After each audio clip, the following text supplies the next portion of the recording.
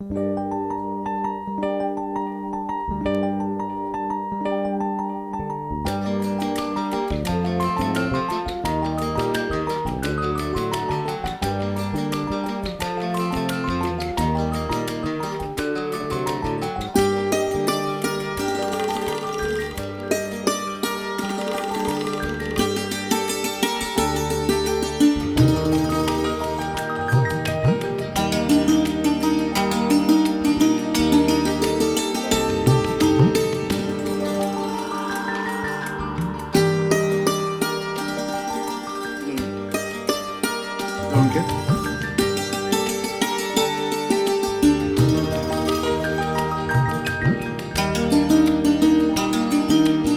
अंकित,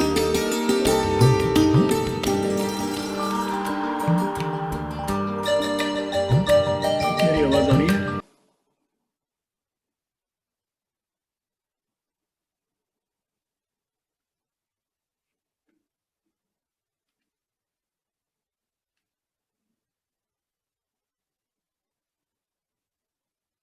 hello अंकित, अपना microphone unmute करो और फिर उसके बाद बोलो। तुम्हें मेरी आवाज आ रही है क्या?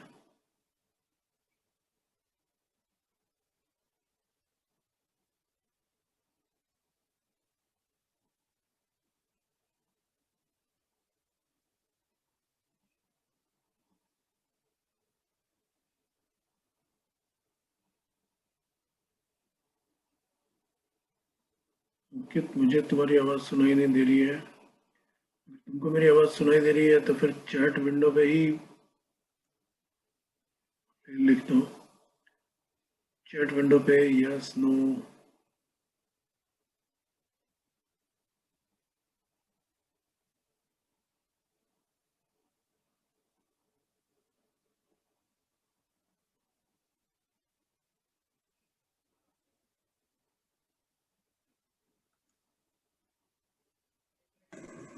हेलो। हाँ Ankit, yes sir. Good morning. Good आ रही इवनिंग है सर। आवाज? Yes sir. ठीक है, चलो फिर अभी स्टार्ट करते हैं। स्क्रीन दिख रहा है मेरा? Yes sir. हाँ, ठीक है। तो अभी तक तो हमने जो भी पढ़ा था बेसिक पढ़ा था। अभी तो बेसिक तो तुमको समझ में आ गया होगा कि यस सर। कैंडल है, कैंडल को कैसे देखते हैं। ये अगर रेड कैंडल है तो ऊपर इसका ओपन होगा और नीचे इसका क्लोज होगा। ये कैंडल की बॉडी होती है। और ऊपर और नीचे जो होती है वो कैंडल की विक्स होती हैं, तो टेल्स भी बोलते हैं। हर कैंडल का अपना एक अलग अलग सिग्निफिकेंस है, हर कैंडल का अपना एक नाम होता है। ठीक है। तो अब आज जो हम स्टार्ट करेंगे वो हम करेंगे, हमें ट्रेडिंग कहाँ से शुरू करनी है, इसको चार्ट को एनालाइज कैसे करना है ट्रेडिंग पर्सपेक्टिव से। ये जो है ये एक रॉ चार्ट है। इसमें जो इसकी टाइम पीरियड है, टाइम ड्यूरेशन है, ये वो है 1 आवर। इसको हम कुछ भी कर सकते हैं, 1 मिनट से लेकर ये, अब जो एक कैंडल है वो 1 मिनट की है। ठीक है, 1 मिनट से लेके हम 1 महीने तक, 1 मिनट, ये 5 मिनट, ये 15 मिनट्स, या ये हम 1 आवर, या 4 आवर्स। ये एक, ये डे की कैंडल है। एक दिन में क्या हुआ इसमें निफ्टी में वो देखते हैं, आज के दिन क्या हुआ, वो ये हुआ। सिमिलरली हम यूजुअली जो हम एनालाइज करते हैं वो यूजुअली एक 1 आवर के ऊपर एनालाइज करते हैं, 1 आवर के ऊपर, 4 आवर्स के ऊपर, या डेली के ऊपर। ये एक रो चार्ट है।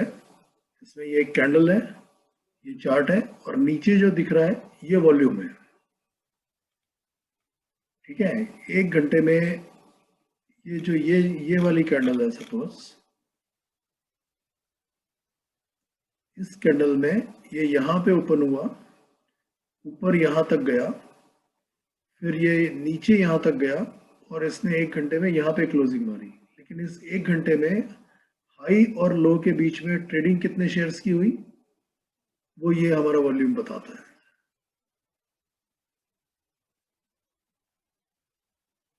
ठीक है, ये ये वॉल्यूम है। ये हमारा एक रॉ चार्ट है। अब इसको हमें चार्ट को ये सीखना है कि ये पढ़ना है कि इसको चार्ट को पढ़ा कैसे जाए, इसको सीखा कैसे जाए। जब भी मार्केट ओपन होता है, ठीक है, जब मार्केट चल रहा होता है तो मार्केट में हमेशा 6, 7 या 8, 10 एनर्जीज जो है वो at any given point of time वो एनर्जीज एक्टिव होती है। वो सारी एनर्जीज जो है वो हमको इसमें चार्ट में रिफ्लेक्ट होती है। ठीक, अब हमें क्या करना है, हम बेसिकली हम जो चार्ट को रीड करते हैं, इस कैंडल स्टिक को, वो हमको देखना है कि हमें स्मार्ट मनी को फॉलो करना है। हम एक एक कैंडल के ऊपर या एक ग्रुप ऑफ कैंडल्स के ऊपर देखते हैं कि स्मार्ट मनी क्या करने की कोशिश कर रही है। हमको सिर्फ वही एनालाइज करना होता है कि हम स्मार्ट मनी को हमें फॉलो करना है। स्मार्ट मनी क्या कर रही है, क्या करना चाहते हैं वो, इसको इस पर्टिकुलर चार्ट के ऊपर क्या कर रहे हैं। हालांकि वो अपने बहुत सारे जो उनके एक्शंस होते हैं वो उसको बहुत छुपाने की कोशिश करते हैं। प्राइस में तो वो छुपा लेते हैं, लेकिन वॉल्यूम में वो पकड़े जाते हैं। हालांकि वॉल्यूम को भी वो छुपाने की काफ़ी कोशिश करते हैं, लेकिन फिर भी वॉल्यूम जो है वो हमें दिखाता है कि एक्चुअली जो इसमें प्राइस में हुआ, ये ऊपर से नीचे आया या ये नीचे से ऊपर गया, तो इसमें स्ट्रेंथ कितनी थी, ये हम इसमें देखते हैं। तो हमारी जो भी एनर्जीज इसमें एट ए टाइम काम कर रही है, वो कौन कौन सी एनर्जीज काम कर रही है। जो सबसे इंपॉर्टेंट होता है वो तो है हमारा प्राइस। आज एक पर्टिकुलर मोमेंट पर, सपोज मैं 1 सेकंड का ही चार्ट लगा देता हूँ। ओके, ये तो नहीं लेगा। 1 मिनट का चार्ट लगाता हूँ। 1 मिनट के चार्ट में 1 मिनट में इस मार्केट ने क्या किया, यहाँ पे कैंडल खुली, ऊपर गई और इस 1 मिनट में इतने वॉल्यूम में काम हुआ। ये इसका हाई और लो था, यहाँ पे नीचे आया, यहाँ पे ऊपर गया, नीचे ऊपर। तो इस 1 मिनट में क्या कर रहा है। सिमिलरली 1 घंटे में मार्केट क्या कर रही है। अच्छा, दूसरा जब हम एनालाइज करते हैं ना, तो हम एक तो हम इमीडिएट तो देखते ही हैं, जो हमारे रिसेंट 5, 6 या 8, 10 कैंडल्स हैं वो, इनको हम सबसे ज़्यादा वेटेज देते हैं। और अदरवाइज जो हमारा चार्ट के ऊपर दिख रहा है, हम पूरे के पूरे चार्ट को भी ऑल टुगेदर इसको कंसिडर करते हैं। ये अपनी जो ये 8, 10 कैंडल्स देखेंगे ना, वो हम इस पीछे जो हो रहा है उसके कंटेक्स्ट में देखेंगे। ठीक है, तो अब पहले देखते हैं कि एनर्जीज क्या क्या है। सबसे पहले तो हमने देखा वो जब जब मार्केट एक्टिव होता है, जब मार्केट चल रही होती है, तो इस मार्केट में वो सारी एनर्जीज एक साथ काम करती है। सबसे पहले सबसे मोस्ट इंपॉर्टेंट होती है वो होता है प्राइस एक्शन। आज इस एक पर्टिकुलर मोमेंट पर अगर किसी ने इसको 11,880 में खरीदा और किसी एक ने 11,880 में बेचा, तो वो उसका प्राइस हो गया उस समय का। यानी कि उस समय कोई एक है बंदा जो 880 में इसको 11,880 में इसको लेने के लिए तैयार है, और एक कोई बंदा है, एक ट्रेडर है जो इसको 11,880 में बेच रहा है। 880 जो है वो इसका प्राइस हो गया उस पर्टिकुलर मोमेंट का। और जैसे गुजराती में बोलते हैं कि भाव भगवान छे, उस पर्टिकुलर मोमेंट पे जो भाव होता है वो उसका फेयर प्राइस है। उसके बाद में अगर वो प्राइस फेयर नहीं है तो वो रिजेक्ट हो जाएगा। अगर वो ट्रेडर्स को लगेगा कि नहीं, ये प्राइस इसका कम है, इसका ज़्यादा होना चाहिए, तो वो ऐसे इसको ऊपर ले जाएंगे। ऊपर के लेवल पे अगर ट्रेडर्स को लगेगा कि नहीं, ये प्राइस ज़्यादा है, ये इसका प्राइस कम होना चाहिए, तो वो ऑटोमेटिकली नीचे आ जाएगा। ये जो हम प्राइस एक्शन देखते हैं, ये चार्ट में हमको बहुत कुछ दिखाता है, स्पेशली ये कैंडलस्टिक चार्ट्स में। सबसे पहली जो एनर्जी है, सबसे पहली और सबसे मोस्ट इंपॉर्टेंट एनर्जी है, वो है प्राइस एक्शन में हमको क्या दिख रहा है। ये एक रॉ चार्ट है, इसमें ये कैंडलस्टिक्स है और वॉल्यूम है। दूसरी मोस्ट इंपॉर्टेंट, अच्छा दूसरा एक और चीज है कि इसके बाद में दूसरी जो मोस्ट इंपॉर्टेंट है जो एनर्जी है वो है वॉल्यूम। तो अब ये कैंडल जो है वो इतनी ऊपर से इतना नीचे तक तो आ गई, या नीचे यहाँ से नीचे से इतना ऊपर तक गई, लेकिन लेकिन कितने वॉल्यूम के साथ गई, इतनी बड़ी कैंडल में वॉल्यूम, अगर ये एबनॉर्मल बड़ी कैंडल है तो इसका वॉल्यूम भी एबनॉर्मल है या नहीं है, वो देखना होगा। ये बड़ी कैंडल में नीचे आई तो वॉल्यूम भी एबनॉर्मल है, वेरी हाई है। इस कैंडल में भी वॉल्यूम वेरी हाई है। लेकिन जो नॉर्मल कैंडल्स दिखेंगे, कभी कभी हमें क्या दिखेगा कि बड़ी कैंडल में भी वॉल्यूम हमको नॉर्मल वॉल्यूम ही दिखेगा। ये अगर एक बड़ी कैंडल है और बड़ी कैंडल में हमको नॉर्मल वॉल्यूम दिख रहा है तो वो एक वो होता है अलर्ट साइन है। इसका मतलब है कि अब मार्केट में स्मार्ट मनी का जो खेल है या तो वो खत्म होने वाला है या कोई एक नया खेल शुरू होने वाला है। अगर कोई बड़ी कैंडल, जैसे ये बड़ी कैंडल है, लेकिन यहाँ पे वॉल्यूम जो है वो नॉर्मल से थोड़ा सा ही ज़्यादा है, लेकिन फिर भी ज़्यादा है। तो अगर ये वाली कैंडल होती, कोई ऐसी कैंडल है जिसका वॉल्यूम, बड़ी कैंडल है लेकिन वॉल्यूम कम है, नहीं है। ये देखो, ये वाली, इसका इसका भी वॉल्यूम नॉर्मल है। ये कैंडल नीचे आई, ठीक है, लेकिन ये वॉल्यूम इसका नॉर्मल वॉल्यूम था।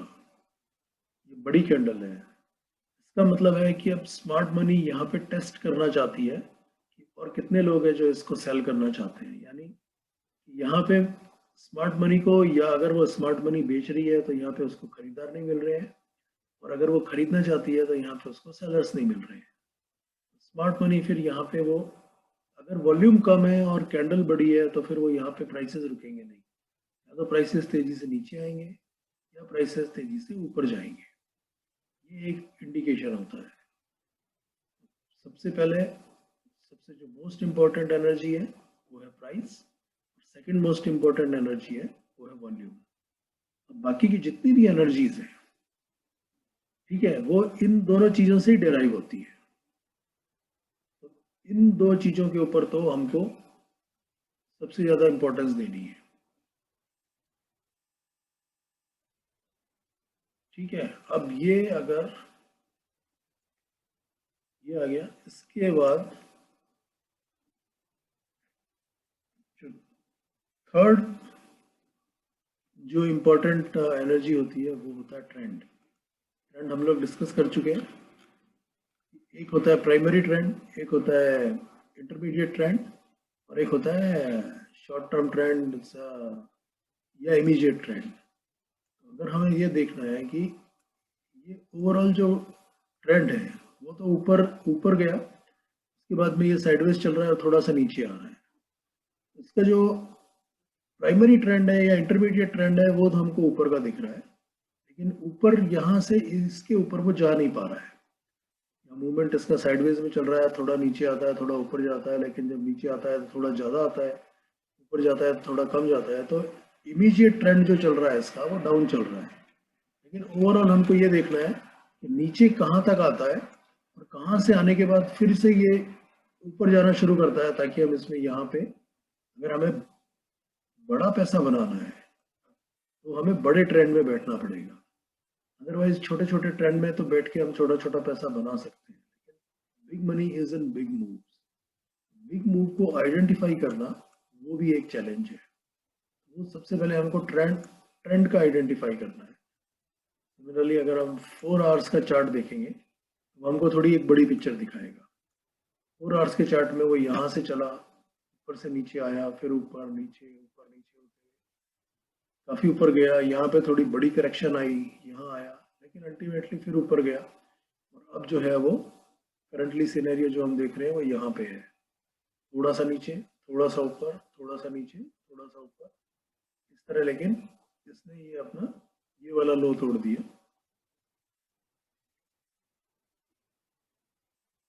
ये वाला लो तोड़ दिया, तो अब ये थोड़ा नीचे आ गया यहाँ से।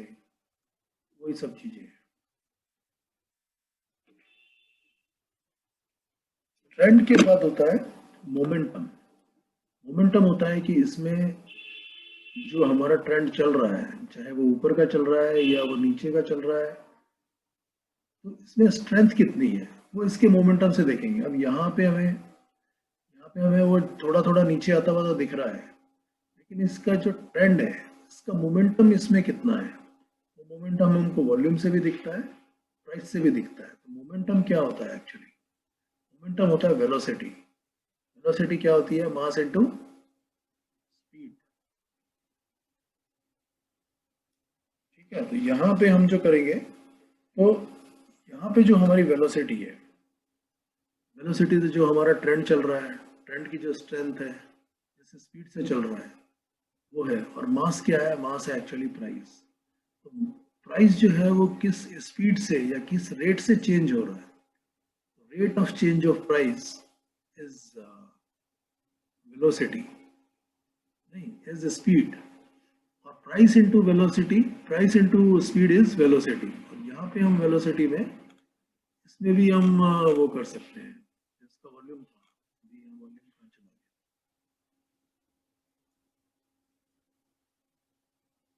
चेंज हो गया क्या?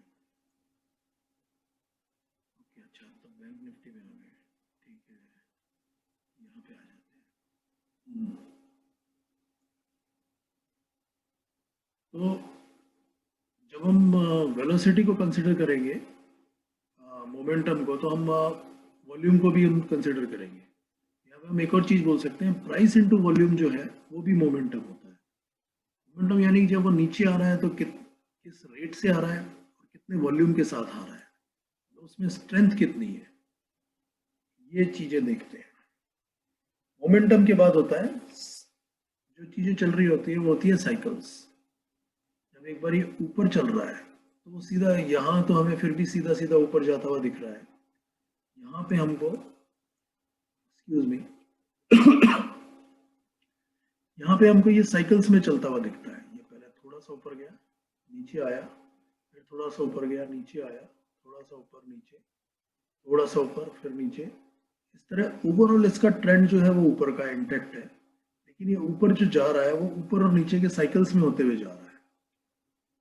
एक तो हमको इन साइकिल्स को भी आइडेंटिफाई करना है कि वो, ये जो साइकिल यहाँ से नीचे आई तो ये कहाँ तक आके रुकेगी, इससे हमें कोई मतलब नहीं है। जब ये साइकिल रुक जाएगी और ये फिर से अपने ट्रेंड में आ जाएगा, तो यहाँ पे कहीं पे हम लोग इसको फिर बाय करना शुरू करेंगे। तो फिर नीचे आ गया, अब वो नीचे आया तो एक बार पहले नीचे आया, थोड़ा सा ऊपर गया, फिर नीचे आया, अब थोड़ा सा ऊपर जा रहा है। अब इसकी जो साइकिल है वो रिवर्स साइकिल शुरू हो गई है। ये पहले थोड़ा सा नीचे आएगा, ऊपर जाएगा, फिर नीचे जाएगा, फिर ऊपर जाएगा, इस तरह ये हो सकता है। ये साइकिल्स है। साइकिल्स के अलावा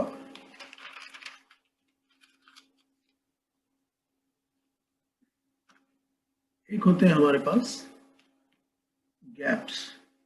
जैसे ये है, ये नीचे के गैप के साथ खुला, ये ऊपर के गैप के साथ खुला, ये नीचे के गैप के साथ खुला, ये यहाँ पे ऊपर के गैप के साथ खुला।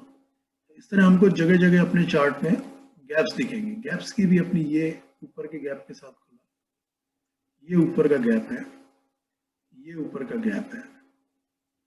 गैप्स की अपनी एक एनालिसिस है, गैप्स की अपनी थ्योरीज है। गैप्स जो है वो 3 तरह के होते हैं, वो हम डिस्कस करेंगे। लेकिन बेसिकली गैप जो है ये भी हमारी एक टाइप ऑफ एनर्जी है। गैप जो होता है, जब स्मार्ट मनी, जैसे हम टोल रोड होती है ना, अगर हमको स्पीड से जाना है और रास्ते में टोल पड़ता है तो हमें टोल को अवॉइड कैसे कर सकते हैं? या तो हम अपनी गाड़ी को जंप करा के ले जाए वहां से, पूरा बिल्कुल गोन इन 60 सेकंड्स की तरह एक लिफ्ट लगाएं, एक तरफ से यहाँ से अपनी गाड़ी को ऊपर उछालें, पूरा टोल को ऑल टुगेदर क्रॉस, ऊपर से जंप करें और जंप करके ले जाके यहाँ से हम इसको,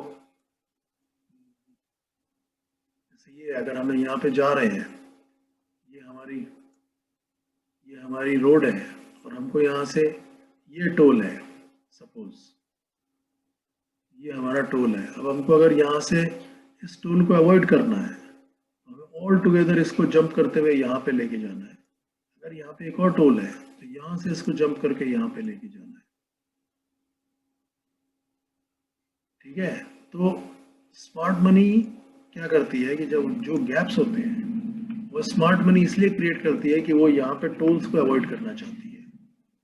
टोल्स क्या है कि स्मार्ट मनी को पता होता है कुछ एक लेवल्स पे कहाँ पे उन्होंने पब्लिक को अपने शेयर्स बेचे हैं या कहाँ पे उनको पब्लिक से शेयर्स लेने हैं। ठीक है, पब्लिक के पास में है, क्योंकि स्मार्ट मनी का एक ही काम होता है कि डंप मनी, यानी कि जो रिटेल ट्रेडर्स हैं, हम जैसे ट्रेडर्स हैं, उनको महंगे में शेयर्स बेचना और उनसे सस्ते में शेयर्स खरीदना। ये जब उनको सस्ते में शेयर तभी मिलेंगे जब वो मार्केट में पैनिक क्रिएट करेंगे। इस तरह के जब वो गैप्स क्रिएट करते हैं तो पब्लिक में पैनिक शुरू होता है कि पता नहीं और कितना नीचे तक जाएगा। यहाँ पे पब्लिक जो है वो, रिटेल ट्रेडर्स जो है वो अपना शेयर्स, अपना वो पोर्टफोलियो खाली करना शुरू कर देते हैं। सिमिलरली अब उनको अगर लगता है कि यहाँ पे फिर भी कुछ लोग हैं जो यहाँ पे अभी तक बाय करके बैठे हैं और उन्होंने बेचा नहीं है, वो गैप के साथ खोल के लेके जाते हैं। गैप के साथ इसलिए लेके जाते हैं कि यहाँ पे जो पब्लिक ऑलरेडी बैठी है, जिनके पास शेयर्स हैं लेकिन उन्होंने शेयर्स बेचे नहीं है अपने अभी तक, वो यहाँ पे खरीदना नहीं चाहते हैं। स्मार्ट मनी कभी भी हाई प्राइस पे नहीं खरीदना चाहती है, वो हमेशा हाई प्राइस पे बेचती है। तो वो क्या करते हैं कि यहाँ की सेलिंग को अवॉइड करने के लिए इस जोन की सेलिंग या इस जोन की सेलिंग को अवॉइड करने के लिए इस जोन की सेलिंग को अवॉइड करने के लिए वो एक गैप्स के साथ ऊपर लेके जाते हैं, ताकि यहाँ पे जो पब्लिक, जो रिटेल ट्रेडर्स या इन्वेस्टर्स यहाँ पे बेचने के लिए तैयार बैठे थे, वो यहाँ से ऑल टुगेदर जिनको इतना बड़ा बड़ा लॉस दिख रहा था, ऑल ऑफ ए सडन उनको क्या होता है, वो अपने ब्रेक इवन पॉइंट पे बेचने के लिए तैयार थे। सपोज किसी ने अगर 11,580 पे खरीदा, तो वो 570 पे भी बेचने को तैयार हो जाएगा, 580 पे भी बेचने को तैयार हो जाएगा, 585 पे भी बेचने को तैयार हो जाएगा। लेकिन ऑल ऑफ ए सडन उनको ये 620 630 दिखता है, तो वो यहाँ पे उनको प्रॉफिट दिखना शुरू हो जाता है। तो पब्लिक एक बार फिर लालच में आ जाती है, उसको लगता है कि नहीं, अगर ये प्रॉफिट में है तो मैं यहाँ पे बेचने की कोई ज़रूरत नहीं है, ऊपर जाएगा तो हम यहाँ पे कहीं पे बेचेंगे। तो ये जो पब्लिक है जो यहाँ पे फंसी हुई थी पहले, वो एक बार फिर जब उनको प्रॉफिट दिखना शुरू होता है डम मनी को, वो थोड़े अपने शेयर्स होल्ड करके रख लेते हैं। और यही स्मार्ट मनी को चाहिए होता है कि यहाँ पे जो इन लेवल्स पे जो सप्लाई आनी थी वो सप्लाई ना आए, इसलिए गैप्स क्रिएट किए जाते हैं। गैप्स भी जो है वो एक बहुत इम्पोर्टेंट एनर्जी है, और इसकी एक ऑल टुगेदर एनालिसिस है कि कितने टाइप्स के गैप्स होते हैं और हमको किस तरह गैप्स